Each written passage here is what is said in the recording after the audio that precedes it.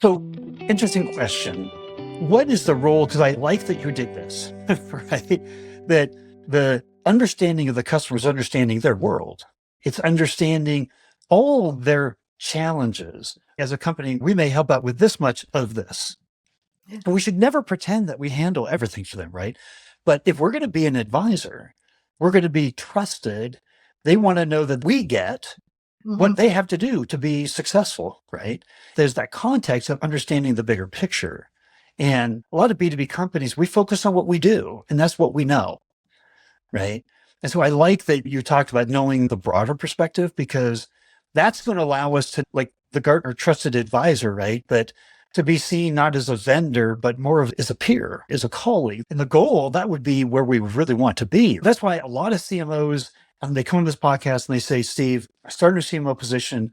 The number one thing I do is I pick up the phone and I start calling, start having conversations with our customers that isn't about handling a specific issue or cross-selling or upselling. It's not that kind of an environment at all. It's a learning environment about them. How important in your mind is it that we're constantly staying in touch with customers and understanding this broader picture as part of that voice of the customer? It's absolutely essential. But you know what's funny about it? Customer organization are very touchy about marketing speaking to their clients. It's probably one of the hardest battle I've had in every single company, which is how can I get access to the client?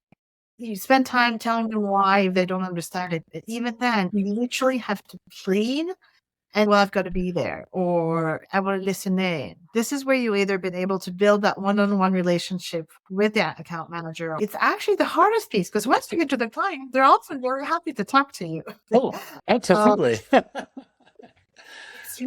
It's quite interesting. I don't think there's been one company where I haven't heard that, which is, oh, yeah, or, well, we can't get access to the clients. Peggy, how can we do it? Can you help? You've got to talk to your peer. And I think it really is a struggle. Everybody values it, but it's still a struggle. And I'll just comment on one more thing that you said earlier. I did go like this, where you've got to have the biggest picture. Yes. And I'm also going to do this.